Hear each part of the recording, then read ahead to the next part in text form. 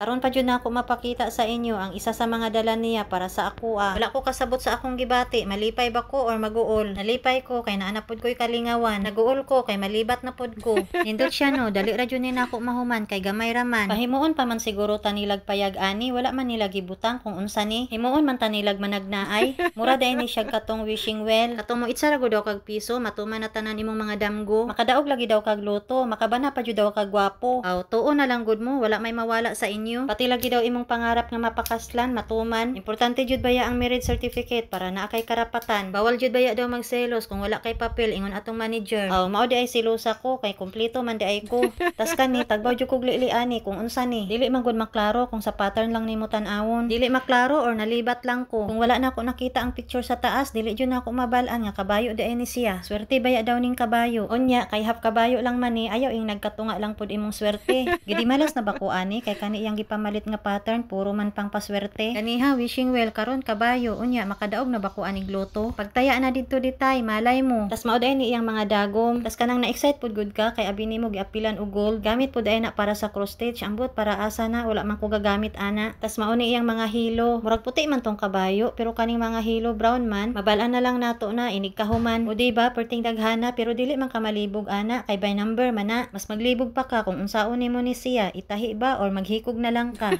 Unahon siguro nako ning kabayo og tahi ay. Tas isunod nako tong baba sa imong kaila. Kamo pili mo dungano na lang siguro no. Tas kani naglibog jud ko ani kung unsaon ni pagpa-frame. Kay perti manggagmaya alangan isa-isahon nimo ni siya. Mapuno jud imong balay og bitay-bitay. Parehas atong landscape nila nga napuno og foil nga gasidlak-sidlak. Unsa na piyesta sa mga bulak.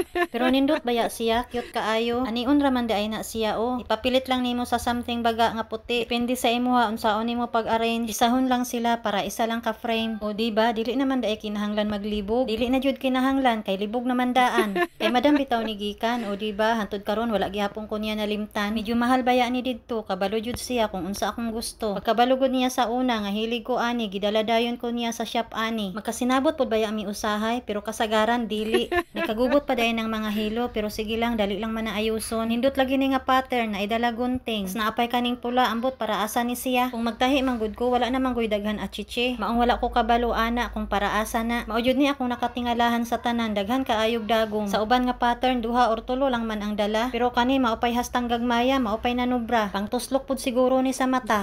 Or basig sa ako kay perti naman natong hupunga. Namurot lagi ang nawong kinaon og bulad. Maupod siguro ning purpose sa dagom. Tuslokon be para mo kuyos. Usahay gusto na lang gud nako maging balon para kung tuslokon mo kuyos dayon. Dili lang ang nawong pati na ang butod. Pero ayaw lagi na tan-awa kay hastang ilngiga ludon jud ka.